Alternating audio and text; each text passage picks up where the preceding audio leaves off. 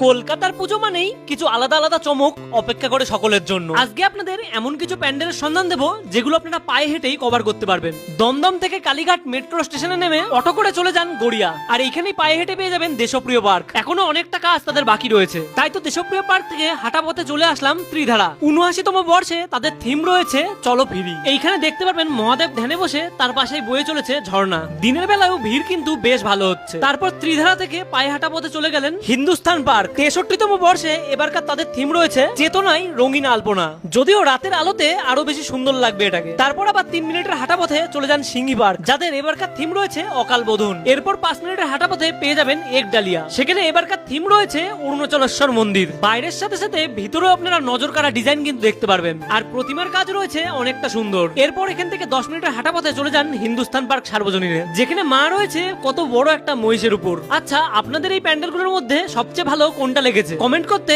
একদমই ভুলবেন না। রিলসটা অবশ্যই সেভ করে রাখতে পারেন যদি কোনো দরকারে লাগে।